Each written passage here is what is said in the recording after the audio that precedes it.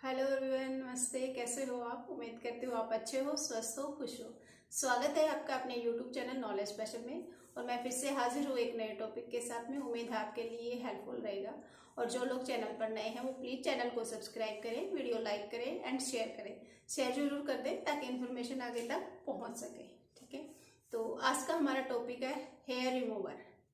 जैसे कि आज के टाइम को देखकर स्पेशली वुमेन्स और टीनेज के लिए बहुत ज़रूरी हो गया है अपनी बॉडी से हेयर रिमूव करना।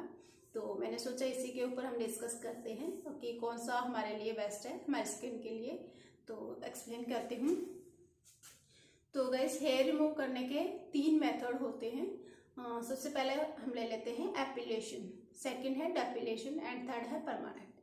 ठीक है, एपिलेशन एपिलेशन एक ऐसा मेथड है जिसमें हमारी बॉडी से रूट से बाल निकाले जाते हैं।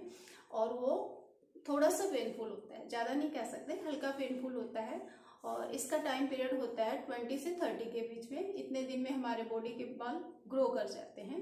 तो ये 20 से 30 दिन के बीच में टाइम पीरियड होता है। ठीक है, हर एक बॉडी का अलग स्ट्रक्चर है, हर एक बॉडी से अलग हेयर ग्रो करते हैं। किसी के 20 दिन, किसी के 25, किसी के 22, इसी तरह से लगभग महीना निकल जाता है। ठीक है, और इसमें आफ्टर केयर भी बताई जाती है, तो वो भी करनी चाहिए हमें। सेकेंड है हमारा डेपिलेशन। ठीक है, तो डेपिलेशन एक ऐसा मेथड है जिसमें कि हमारी बॉडी से बिना पेन किए बाल रिमूव किए जाते हैं।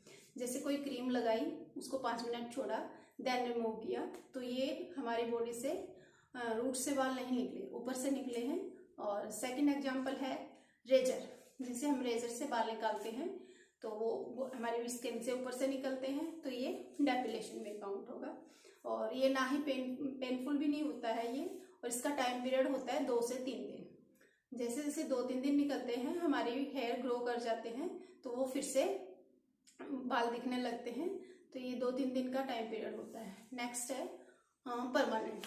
परमानेंट में आता है हेयर रेजर ट्रीटमेंट। ठीक है, तो ये मैं तो यही कहूँगी गाइस, ये बहुत अच्छा है। अगर आप एफर्ट कर पाते हो तो आप हेयर लेजर ट्रीटमेंट करवाइए। ये बहुत बेस्ट है। एक तो हमें सैलून बार बार नहीं जाना पड़ेगा, सेकंड हमारा बॉडी के पोर्स ओपन नहीं होंगे, और थर्ड हमारा स्किन डैमेज नहीं होगी। ठीक है, तो मैं तो यही कहूँगी, अगर हमने अपनी बॉडी के हेयर रिमूव करवाने हैं परमानेंट की तरफ जाइए। अगर आपके पास इतना है तो आप करवाइए। और सेकंड लगा लो कि जैसे किसी के पास इतना नहीं होता है, तो वो आप एपिलेशन की तरफ यूज कर सकते हो। जैसे आप सैलून में जाइए, 20-25 दिन के लिए हेयर रिमूव करवाइए, तो ये ठीक है।